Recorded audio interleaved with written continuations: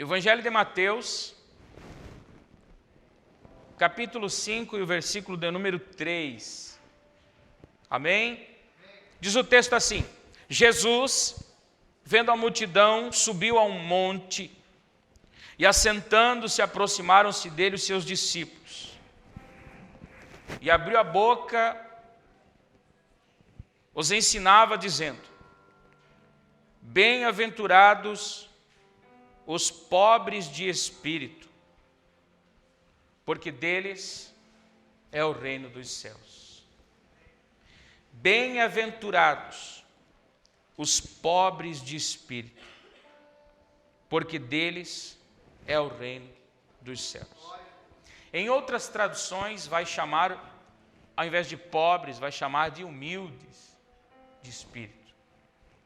Porque na verdade esse texto não está falando, não está se comparando em nada com a questão pobreza financeira, monetária. Não tem nada a ver com riqueza e dinheiro. Tem a ver com o estado de espírito. Amados irmãos, esse texto escrito há tanto tempo atrás, ele se torna tão atual nos dias de hoje. Ele é tão para nós, porque a gente está vivendo num contexto em que a humildade é desprezada. Nós vivemos sobre a influência de programas de televisão, vivemos sobre a influência das mídias sociais, da internet, vivemos sob a influência de um consumismo, não é verdade? Em que ter é mais importante do que ser. E como nós estamos nesse pano de fundo aí, é muito fácil a gente acabar cedendo a um estado de espírito diferente de um discípulo de Cristo Jesus. É importante que você entenda que essa humildade que nós estamos falando aqui, mais uma vez eu vou frisar, essa humildade de espírito, essa pobreza de espírito, não tem nada a ver com o relacionamento homem face a face, mas tem a ver com o relacionamento homem com Deus, homem diante a face de Deus. Porque quando o homem é humilde de espírito, ou quando ele é humilde diante de Deus, quando ele é pobre de espírito diante de Deus, quando ele reconhece as suas debilidades, quando ele reconhece as suas fraquezas diante de Deus, automaticamente ele vai desenvolver os frutos do Espírito. Isso vai alterar o seu relacionamento com o seu próximo. Quando eu tenho um espírito humilde diante de Deus, isso altera a forma de me relacionar na horizontal. Mas primeiro eu preciso alinhar o meu comportamento vertical. Então essa característica de humilde de espírito é a compreensão, ou abre a porta para tudo que vem depois. Ou seja, não há como, irmãos, nós sermos ou recebermos ou desenvolvermos, escute bem, não há como desenvolvermos os frutos do Espírito, as bem-aventuranças, recebemos as bênçãos. Bem-aventuranças são sinônimo de abençoado, é sinônimo de abençoado. Não há como nós sermos abençoados com as dádivas de Deus, desenvolvermos os frutos do Espírito em nós, sem primeiro alcançarmos o dom da humildade diante de Deus, ou ser humilde de espírito. Não existe possibilidade de eu desenvolver isso de forma natural. Como um homem natural, eu desenvolver a humildade de espírito. Não existe, irmão, não há possibilidade de eu desenvolver por mim próprio a humildade de espírito. Se eu disser, eu sou humilde, eu sou muito humilde, pronto, já caiu tudo por terra. Porque se está dizendo que é humilde, é porque na verdade é orgulhoso.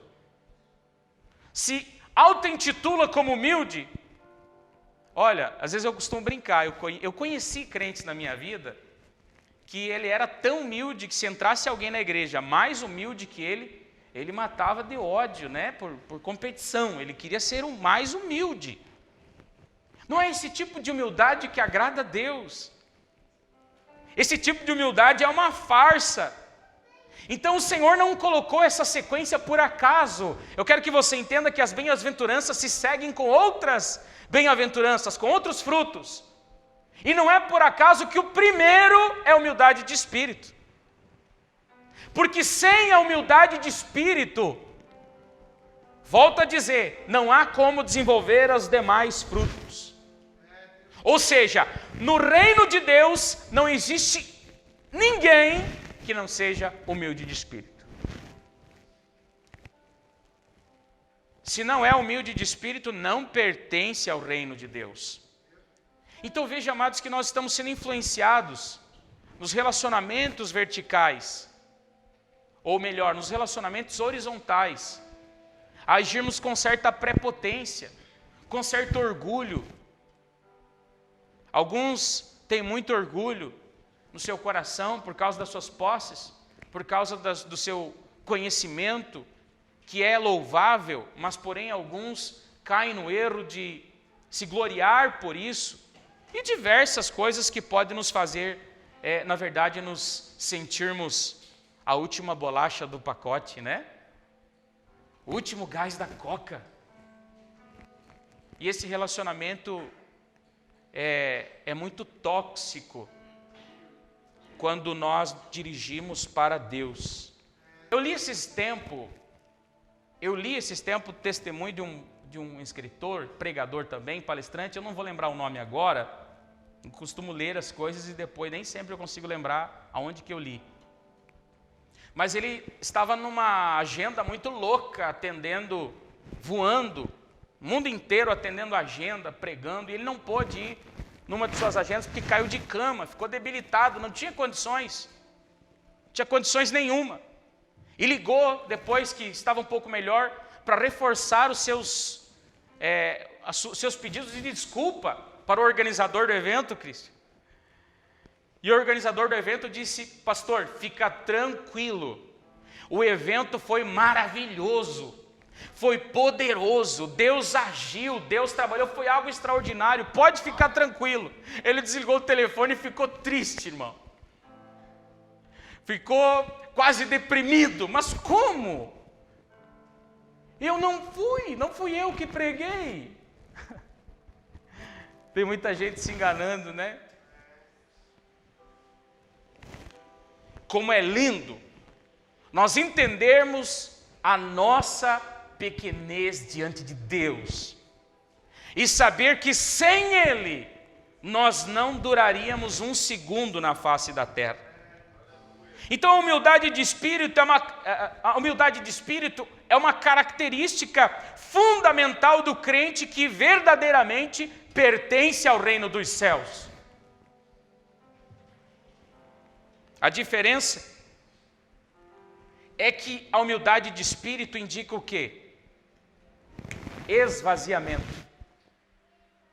A pessoa que é humilde de espírito, ela esvazia-se de si mesma, esvazia-se das suas posses, esvazia-se dos seus diplomas. Ela não tem isso como um troféu, como um ídolo. Ela se esvazia para que o Senhor possa encher. É como um vaso com sujeira, com teia de aranha. Como Deus vai derramar do seu óleo precioso, que simboliza a presença do Espírito Santo, dentro de um vaso sujo? Então é por isso que nós precisamos buscar a humildade de espírito. E ela vai refletir em toda a nossa vida. Porque os demais frutos, as demais bem-aventuranças, elas apontam para uma plenitude, irmãos. Ou seja, elas apontam para o enchimento. Então primeiro eu tenho que me esvaziar, primeiro eu tenho que ser humilde, para depois ser cheio das demais bênçãos do Senhor sobre a minha vida.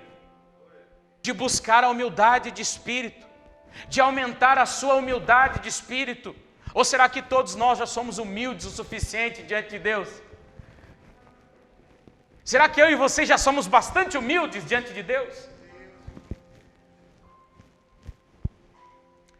Nós precisamos distinguir aqui.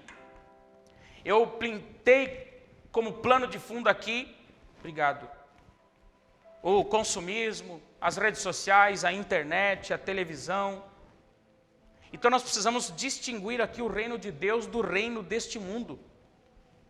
Entre o homem e a mulher que é crente, do homem e a mulher que não são crente. Sabe por que eu estou dizendo isso? Porque o mundo, a psicologia, a filosofia do mundo, dá grande ênfase na autodependência, na autoconfiança. Confie em si mesmo, confie em você. Tenha postura, tenha autoexpressão. O mundo valoriza isso. Veja como distingue muito, é muito distinto de nós. Porque nós aprendemos na Bíblia a humildade agora. Ou seja, tem muita gente vendendo uma imagem falsa aí fora. Uma confiança falsa, né? A própria confiança, a segurança pessoal. Existe uma filosofia aí do impressionar. Você precisa impressionar. Você precisa mostrar que você tem café no bule, né? Tem café no bule? Alguém já ouviu falar? Tem a marca de café no bule também, né? Confie em você. O mundo não diz assim? Essa ideologia, confie em você, acredite em si mesmo. Mas a Bíblia diz, confie em Deus. Acredite em Deus. Espere em Deus. O salmista diz, ele leva meus olhos para os montes, de onde me virá o socorro? O meu socorro vem dos céus, que fez o céu e a terra. Aleluia! Então nós precisamos andar na contramão desse mundo, irmão. Não confie na capacidade do teu dinheiro. Não confie no teu intelecto, nas tuas faculdades mentais. Não procure dar impressão de sucesso, quando esse sucesso realmente não existe. E quando ele existir, você não vai se preocupar com a imagem que você está passando de sucesso. Isso não vai te importar.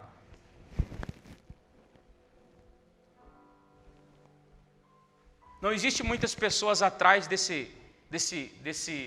bênção, dessa dádiva. Nem dentro da igreja, não tem muita gente buscando. Mas nós precisamos entender que essa é a primeira característica de um servo. Uma vez, eu nunca esqueci de um grande mestre que já morreu aqui no Brasil. Quando foi chamado para pregar, o irmão que estava dirigindo a reunião disse, vamos ouvir o grande servo de Deus pregar a poderosa palavra de Deus. Quando ele pegou, ele disse, olha, se é servo, não é grande. E se é grande, não é servo. É duas coisas completamente contrárias. Ou eu sou servo, ou eu sou grande. Você quer ser grande ou você quer ser servo? Porque grande no reino de Deus, olhe como anda na contramão. Olhe como o reino de Deus anda na contramão. Porque o grande no reino dos céus é o servo. É o humilde de espírito. Então, Paulo, irmão, não subia na plataforma com uma atitude confiante. Os irmãos sabem quem era Paulo. Tamanho conhecimento. Se formou aos pés de Gamaliel. Sabe o que isso significa? Acabou de se formar na Harvard, na melhor faculdade do mundo. Era isso que Paulo, simplesmente era essa a formação de Paulo. Mas Paulo subia para pregar de uma forma diferente. Ele subia com temor. Subia se sentindo mensageiro de uma nobre causa tão grande que pesava sobre os seus ombros. E você vai ver lá em 2 Coríntios 10:10 o que as pessoas falavam de Paulo. As pessoas diziam assim, que Paulo tinha uma presença fraca, 2 Coríntios 10:10, que a palavra de Paulo era desprezível. Então a impressão que Paulo estava dando era diferente, na contramão do mundo. E precisamos rever nós como igreja, se não andamos cedendo muito espaço para o mundo, em nossas formas, em nossos métodos, se não estão influenciando também na nossa maneira de adorar a Deus, na nossa maneira de servir a Deus, se isso não está controlando a nossa forma de render graças a Deus. Irmão, eu sou um amante da psicologia, eu gosto muito, admiro muito os psicólogos. Temos aqui na igreja psicólogos, a Fran tem uma paixão também por psicologia, mas nós precisamos entender que existe uma psicologia mundana que acaba interferindo na nossa maneira de servir a Deus, na nossa maneira de ser filho de Deus, na nossa maneira de nos relacionarmos com Deus. Nós precisamos entender que no reino de Deus as coisas são diferentes e muitas vezes anda na contramão do mundo. Eu fico com a Bíblia, eu fico com a palavra de Deus. Talvez isso esteja dando um nó na tua cabeça aí, mas o que na verdade é humildade de espírito? O que na verdade significa ser humilde de espírito? Irmão, não significa definitivamente ser um covarde. Não significa verdadeiramente ser um fraco. Ser uma pessoa acovardada, acabrunhada com medo das coisas. Não tem nada a ver com isso. Vamos olhar para a Bíblia. Quantos lembram da história de Gideão? Onde Gideão estava? No lagar malhando trigo. Lagar era lugar de pisar uvas, não de malhar trigo. Por que estava lá Gideão? Porque estava com medo. Gideão estava com medo. E aí apareceu um anjo, que não era qualquer anjo, e disse: varão valoroso, corajoso. Gideão corajoso, eu? Valoroso, eu? Ele estava se escondendo. E diante daquela situação, nós entendemos ali, não preciso me discorrer pelo texto de Gideão para ganhar tempo, mas ele fugiu de qualquer sentimento que se parecia com grandeza pessoal. Gideão disse: olha, eu sou de uma tribo sem expressão. Eu estou com medo, estou me escondendo. E agora o senhor está me dizendo que eu vou livrar Israel? Com sinceridade, esse homem estava fugindo da grandeza pessoal. Ou seja, hoje poderíamos dizer, Gideão não se achava. Gideão não andava se achando, batendo no peito, eu posso. Moisés. Vocês lembram quando a sarça ardente começou a queimar no deserto? E do meio da sarça saiu uma voz. Moisés disse: Senhor, eu sou pesado de língua, eu não sei falar. Moisés também estudou na Harvard. Moisés também foi para Harvard, irmão. E disse que não conseguia, não podia, não se sentia capaz. Quão maravilhoso é quando nós entendemos a nossa dependência. Não é, o que eu estou dizendo aqui, não é que nós devemos ficar nos jogando, não, mas eu não posso. Deus o livre, eu sou o mais incapaz, eu sou um coitado. E ficar ali se diminuindo. Não é isso que eu estou dizendo, não é isso humildade de espírito. Mas é reconhecer que eu dependo dele. É reconhecer, é ter consciência. Assim como estes homens tinham consciência da sua inadequação, da sua insuficiência para executar tal tarefa. Agora olhe para mim, irmão. Você acha que eu me sinto capacitado de ser um pastor de uma igreja? Alguém talvez pode pensar, olha, se acha incapaz, talvez, então, por que aceitou? Por que está aí? Porque eu criei na palavra que Deus capacita os escolhidos. Deus escolheu você. Deus nos escolheu para fazer a diferença, irmão, no mundo, no tempo que vivermos. Quantos anos você vai viver ainda? 10, 20, 30? Você é capaz de me dizer? 5 dias? Quanto? Você pode me dizer? Ninguém de nós é capaz de dizer quanto tempo temos de vida, porque a morte é uma fila invisível. Mas o que você tem feito nos dias que Deus tem te dado? Como você tem usado os dias que Deus tem te dado? De presente, é por isso que o hoje se chama presente, Deus deu de presente. O futuro é futuro, não te pertence. O passado já passou, é impossível alterá-lo, mas o presente está nas tuas mãos. Como você tem usado? Eu sou incapaz, mas Deus te capacita. A Bíblia diz que aquele que tem falta de entendimento, peça a Deus que Ele dá. Qualquer coisa que lhe falte, irmão, peça a Deus. A Bíblia também diz, pedis e não recebeis. Por quê? Pedis mal. Pediu para o seu próprio deleite. Pediu para desfrutar de uma forma que não me glorifica. Mas agora experimenta pedir algo para a glória de Deus. Experimenta clamar pedindo a Deus que lhe dê algo para a glória de Deus, para você ver o que vai acontecer. Davi, irmãos, Davi também. Davi disse, Senhor, quem sou eu para que venhas a mim? Davi era um homem segundo o coração de Deus. Por quê? Por causa da sua humildade de espírito. Adulterou, cometeu homicídio. Um pecador.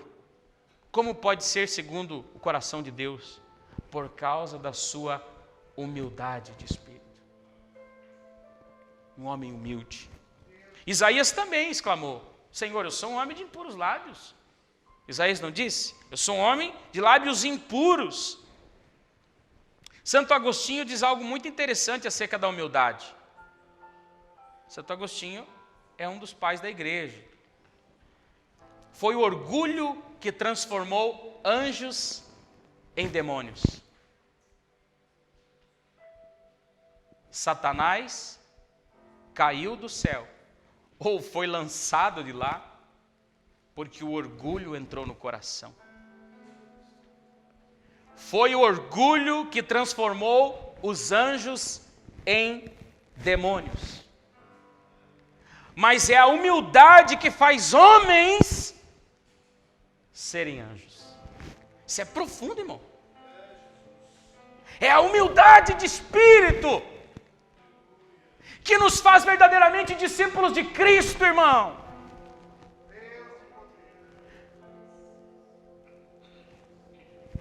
Tem crente que você tem que cuidar como é que fala, porque tem o ego muito sensível, se ofende com facilidade. Não gosta de mim, não é com a minha cara. Isso é o orgulho. Orgulho que precisa ser quebrado, que precisa ser trabalhado, que precisa ser consertado. Tudo isso reflete nos nossos relacionamentos, irmãos. Tudo isso reflete na nossa vida. Quando nós nos tornamos humildes de espírito, o nosso relacionamento com a vida, com tudo muda. O contrário faz você sempre se sentir merecedor. A vida sempre está te devendo. Deus sempre está te devendo. Os outros sempre estão te devendo. Sempre alguém está te devendo alguma coisa. Você merece mais. Porque a humildade não impera aí. Nós temos alguns exemplos, ainda eu já vou partir para o final, de humildade ou falta dela no Novo Testamento. Vamos falar de um cara aqui que eu gosto muito. Pensando na linha da humildade. Eu gosto muito de falar de Pedro. Pedro. O Pedro era tremendo, Pedrão. Pedro era por natureza um homem agressivo, irmão, áspero em palavras. Você viu quando ele estava lá no Getsêmani? Ele já puxou a espada, não, eu resolvo esse negócio agora. Já cortou a orelha de Malco e já queria partir para o soco. Um homem agressivo. Um temperamento forte, tinha uma confiança própria. Era algo natural dele. Ele cria nas suas próprias forças, na força do seu próprio braço. Isso parece muito com muitas pessoas nos dias de hoje, né? Esse Pedro aqui, que depois de passar pelo discipulado de Cristo, teve um comportamento bem diferente, depois que ele verdadeiramente viu o Senhor. Olha as palavras de Pedro, está lá em Lucas 5:8, Senhor, retira-te de mim porque sou pecador. Ele já não se achava mais merecedor. Ele disse, Senhor, retira-te de mim. Teceu elogios ao apóstolo Paulo, meu irmão. Olha a humildade desse homem agora. Tem gente que tem dificuldade de fazer até elogios para alguém, né? Para criticar e para denegrir é fera. Tem o dom. Mas para elogiar alguém tem dificuldade. Sabe o que é isso? Isso está te dizendo que está faltando humildade no teu coração. Está faltando espírito de humildade. E sabe aonde você vê isso? Muito. É na internet. Porque hoje a gente vive a nossa vida está muito exposta na internet. A gente mostra muito quem a gente é na internet. Olha quanta treta os crentes se envolvem na internet. Vergonhoso. Um desserviço para o evangelho. O que muitos crentes têm feito na internet. Ataca um ou outro, ataca a igreja e fala. Isso demonstra a falta de humildade. O apóstolo Paulo estava tecendo até elogios depois que teve um encontro com o Senhor. Deixou de ser aquele homem com tamanha ousadia. Ou melhor, não deixou de ser o homem com tamanha ousadia. Porque quando eles estavam pescando, Jesus estava lá na praia, ou se aproximou deles, Pedro disse, olha, se é o Senhor mesmo, vê como ele é, não deixou de ser ousado. O temperamento dele não foi mudado por completo, porque fazia parte dele. Senhor, se é o Senhor mesmo, o Senhor permite que eu vá de encontro? Venha, Pedro, pode vir. Andou sobre as águas. Vê se Pedro não era metido. Mas teve agora a sua vida transformada. Mas ao mesmo tempo nunca se demonstrou um fracalhão, nunca se demonstrou um tímido. Sabe o que isso quer nos dizer? É que Deus fez você. Deus sabe os teus defeitos. Ah, mas eu sou uma pessoa muito nervosa. Deus sabe. Ah, mas eu sou muito ansioso. Deus sabe. Ah, mas eu sou muito não sei o quê. Deus sabe. Deus te fez assim. E Deus quer usar essa característica tua, que é só tua, para a glória dele, irmão. Já pensou se tudo nós fosse manso? Tudo nós, fala baixinho, não tivesse um sanguíneo, tipo eu assim, que começa a pregar devagarzinho, daqui a pouco está gritando? É assim, irmãos, Deus fez cada um de nós diferente, com qualidades diferentes, com características diferentes. E Deus não quer mudar isto unicamente. Deus quer ter o controle disto, mas Ele quer mudar o nosso coração. É isso que Deus quer, mudar o nosso coração. A personalidade de Pedro não foi mudada, mas o seu coração, a sua forma de enxergar as coisas, a sua forma de viver a sua vida foi completamente moldada pelo discipulado de Cristo. Humildade de espírito. Eu ouvi a história uma vez de um irmão crente que parou numa quitandinha, sabe aquelas quitandas que tem na beira da estrada? E ele parou ali para fazer um lanche, tomar um caldo de cana, alguma coisa.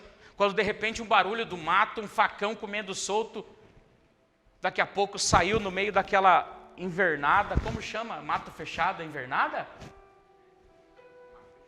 Mata fechada. Saiu daquela mata um senhor com um aspecto assim meio feio, meio assustador assim, de chapéu, um facãozão muito grande. Chegou ali, todo meio sujo. Aquele homem ficou assustado. Aí ele chegou ali, pediu água para lavar as mãos e pediu um lanche. Homem muito sério.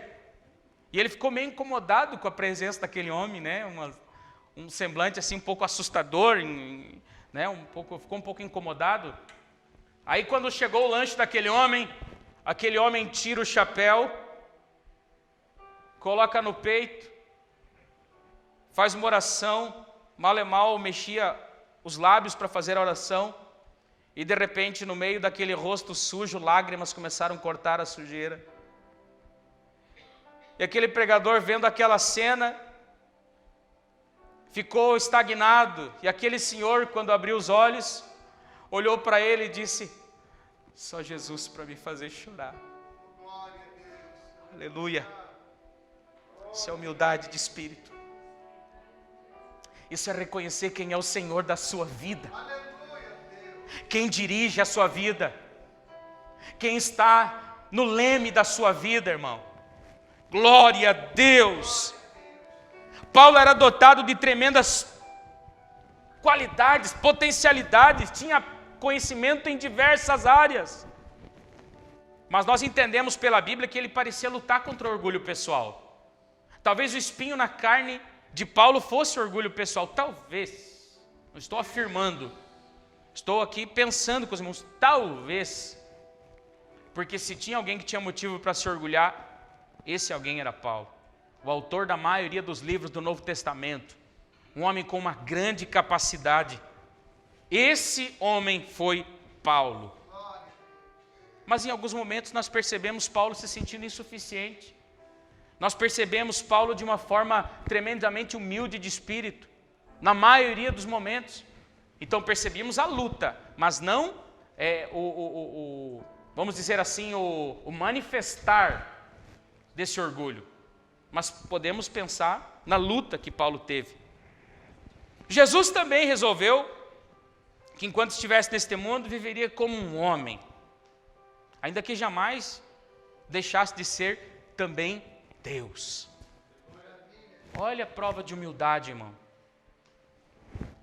Jesus disse em João 8:28, está lá registrado: nada faço por mim mesmo. Deus falando. Jesus, Deus. Acabou a bateria? É para parar já, né? Glória a Deus. Nada faço por mim mesmo. Mas é Jesus falando, Todo-Poderoso. Ele também disse em João 14:10, as palavras que vos digo, não as digo de mim mesmo, mas o Pai que permanece em mim faz as suas obras. Nada posso fazer por mim mesmo, porquanto dependo inteiramente do Pai. Cristo Deus, Filho falando. E outra coisa agora, para encerrar, irmãos, nós devemos considerar a vida de oração de Cristo. Olha o tamanho, a dependência dele, estava constantemente em oração. O que você acha? Será que Jesus precisava orar tanto? Porque Deus Filho, o próprio Deus era Ele mesmo, não dá um nó na cabeça? Peraí, mas Ele é Deus, por que Ele orava, né? Para o Deus Pai. Isso mostra a dependência e a humildade de espírito. Quantas horas de oração ele passava. Isso é prova da sua humildade. Ele dependia de Deus. Isso nos mostra que em Cristo permanecia a completa ausência do orgulho pessoal. Não tinha orgulho ali, irmão. Volto a dizer, não é algo que nós podemos produzir em nós. Mas eu quero te instigar a orar para pedir para Deus te dar orgulho. Orgulho não. Humildade espiritual. Orgulho não. Quebrar o orgulho. Destruir o orgulho. Para que você pare de depender dos seus dons naturais. Porque você precisa discernir dons de frutos. Porque tem gente que tem muito dom, mas não tem fruto. Canta bem, prega bem, profetiza, mas não tem fruto. É diferente, irmão. Dons de frutos. Fique em pé, por bondade. Sabe o que Paulo considerava tudo isso, que a gente às vezes valoriza muito? Paulo considerava a perda. Paulo considerava até outra coisa lá, né? Considerava o quê? Esterco. Para Paulo, essas coisas aí que a gente falou agora, serve só para empecilho, para que coisas maiores venham ser realizadas na nossa vida. Eu quero fazer uma oração, irmão. Não saia ainda. Eu quero pedir a Deus que venha renovar. Glória a Deus. Ou venha nos dar o verdadeiro sentimento através do seu Espírito. Aleluia. A convicção dos nossos pecados. A convicção de que precisamos todos os dias nos arrepender. Porque quem se orgulha do quê?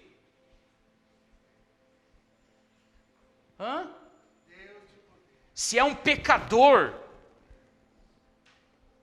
e eu não quero usar palavras fortes aqui, mas poderia usar até com base bíblica. Mas nós não temos motivo para nos orgulharmos. Nenhuma experiência passada pode ser motivo de nos orgulharmos. Mas Deus deseja que o nosso final seja melhor que o nosso começo. Quanta gente que fazia no começo, quanta gente que vive do passado. Não, mas na minha vida eu já fiz muita coisa. Está tudo registrado no céu. Receberá o galardão. Mas Deus deseja um final melhor do que o começo. Melhor do que o começo. Eu quero fazer uma oração aqui. Olha só o que Charles Finney falou. Reavivamento é renovada convicção de pecado e arrependimento, seguida de um intenso desejo de viver em obediência a Deus. É a entrega da vontade a Ele em profunda humildade.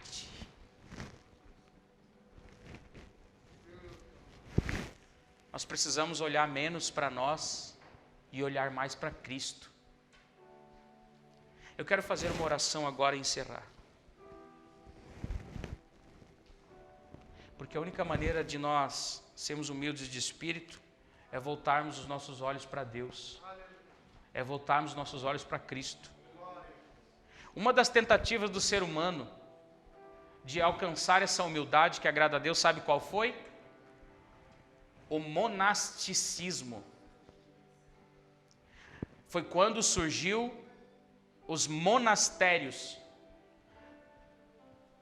Religiosos entenderam que estava difícil de você levar uma vida que agradasse a Deus, com humildade diante de Deus, por conta de todas as distrações de pecado, todas as distrações que tiravam a sua conexão vertical com Deus. E aí foi onde surgiu os monastérios. O que foi?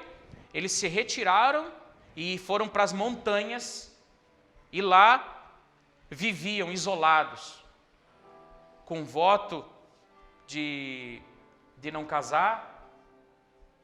E alguns monges até se espancavam, se machucavam para aumentar o sofrimento, para alcançar, através do sacrifício, a comunhão com Deus, a verdadeira espiritualidade. Essa foi uma tentativa, foi daí que surgiu os monges. Então o monastério foi uma tentativa de alcançar. Então veja bem, meus irmãos, nós não podemos nos conformar.